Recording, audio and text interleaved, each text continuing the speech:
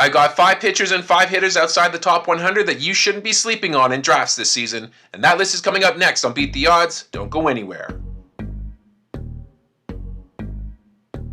Welcome back to Beat the Odds, your source for expert fantasy baseball insights all season long. Spring training is in full swing and the 2025 fantasy baseball season is right around the corner, and I've got 10 sleepers that you want to target in your fantasy baseball drafts. If you're a fan of this type of content, I'd encourage you to like this video, subscribe to the channel, and ring that notification bell. Now let's jump right into this list here with some pitchers to target. Starting with number 5, we have Jeff Hoffman. Despite the reports that Hoffman failed a physical with the Braves, the Jays signed him to be the primary closer for the team. Now he's one of the few relievers that can throw hard and have good command of his pitches, as evident by his 6% walk rate last season. It's not far-fetched to think that he could pick up 25 saves this year, making him a great mid-round target.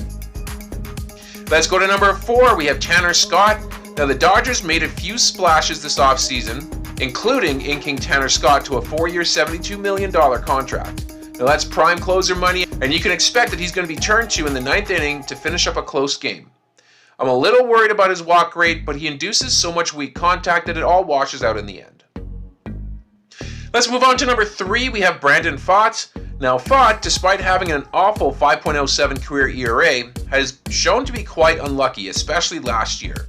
His expected ERA sat almost a full run lower, and that would be a solid guess as to what we might expect this season. He's also entering his age 27 year, and although that gets me more excited for hitters, you can reasonably expect that he should present a career year in 2025.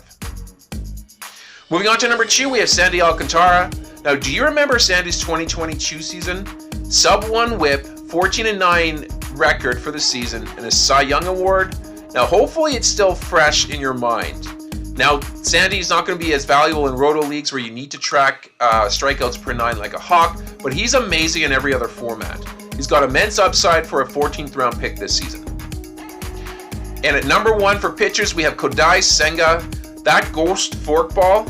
Well, let's sit back and watch experienced major league hitters look absolutely foolish on it all season long. In his full season back in 2023, opponents hit 110 off of it, striking out a whopping 110 times on it. We should witness a truly special season from Senga as long as he stays healthy. Now let's move on to 5 hitters to reach for. Starting with number 5, we have Shea Langoliers. Shea logged the 3rd most innings behind the plate last season, so his floor is actually quite high. Now he's not going to be helping your team in average, but he will be hitting in a prime spot in the order, and he should return big power and production numbers this year. His ceiling looks a lot like Salvador Perez's ceiling this season. Moving on to number 4, we have Isaac Paredes. Now, if you miss out on Christian Walker early in the draft, have no fear, you still have a shot to get Paredes, the other incoming player set to benefit from the Crawford boxes in left. It also looks like the plan is to hit him 2nd in the lineup, which is going to get him a lot more at-bats to pad those stats this season. Let's go to number 3, we have Dylan Cruz. Now, don't let the 212 average scare you off. Cruz is a career 275 hitter in the minors. He should provide at least league average batting this season. Now, of course, I'm not counting on 20 homers, but 30 stolen bases should be a lock. He's going to be a cheap source for runs and stolen bases that you can find in the back half of the middle end of your draft. Moving on to number 2, we have Josh Lau.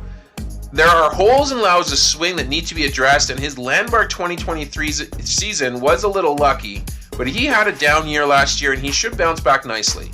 He's going to run, and with the new confines in Tampa being much more kind to left-handed batters, he should be looking at a major power boost there as well. And finally, at number 1, we have Bo Bichette. He's my prediction for Bounce Back Player of the Year, and Bichette's going to be a great bet to improve on all the major metrics as he heads into a contract year this season. Let's not forget he hit 306 back in 2023, and while it would be foolish to predict that he's going to return to that plateau this season, he seems to be a safe bet to go 270, 90 runs, 20 homers, and 75 runs batted in, leading off for the Jays this season. And that's going to do it here for this episode. I hope you guys enjoyed it. If you did, please leave a like on the video, and of course, subscribe to the channel for more content like this. I'm going to sign off for now, but I will catch you guys on the next episode.